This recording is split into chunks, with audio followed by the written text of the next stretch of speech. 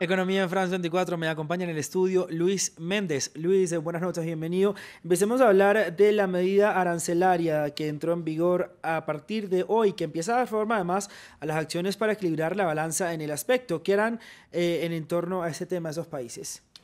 Bueno, en este caso la Unión Europea llevará ante la Organización Mundial del Comercio el caso de estos aranceles impuestos por Estados Unidos, mientras que evalúa acciones recíprocas. El levantamiento de la excepción a las importaciones de acero y aluminio obliga a los países de la Unión Europea a preparar una serie de medidas recíprocas para contrarrestar la situación.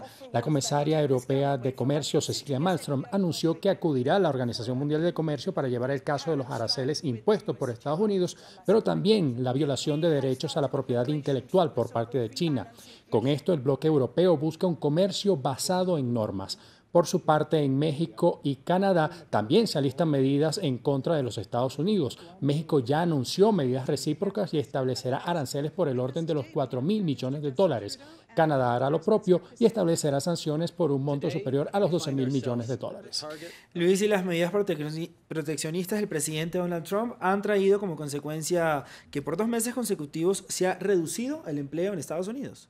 Sí, en este caso hablamos del crecimiento que ha mostrado el empleo en los Estados Unidos, el cual se aceleró durante el mes de mayo y esto provocó una reducción en la tasa de desempleo. Lo llevó al mínimo durante 18 años. El informe presentado por el Departamento de Trabajo estadounidense reflejó que el desempleo en ese país se ubicó en 3,8% durante el mes de mayo, lo cual significa que los registros están igualados a los del año 2000. El informe también presenta un incremento en los salarios durante este periodo.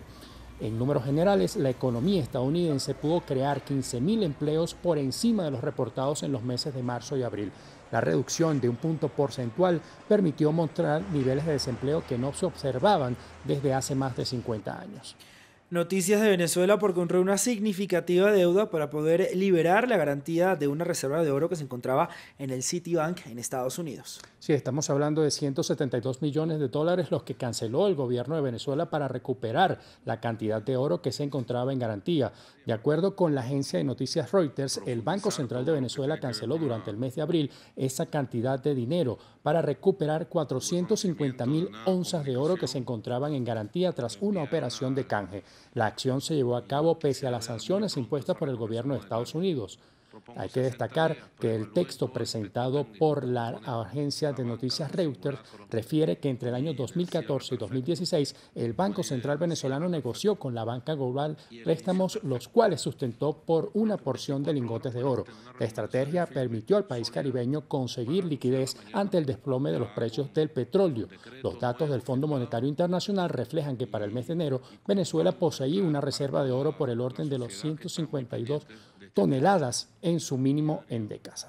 Luis, usuarios de teléfonos inteligentes y redes sociales en Uganda están preocupados por una medida que adelanta el poder legislativo en ese país. ¿Cuál es esa medida? Bueno, el Parlamento Europeo de Uganda aprobó una ley que contempla un impuesto para los usuarios de las redes sociales. La medida surge como un intento para aumentar los ingresos de un país que está afectado por la pobreza. De acuerdo con algunas informaciones, los usuarios tendrían que pagar 5 centavos de dólar por cada día, lo cual se traduce en 18 dólares al año. Esto supera los 40 millones de personas y cuenta con cerca de 24 millones de usuarios de Internet. Por el momento se desconoce la manera en que se cobrará este impuesto. Luis, indicadores.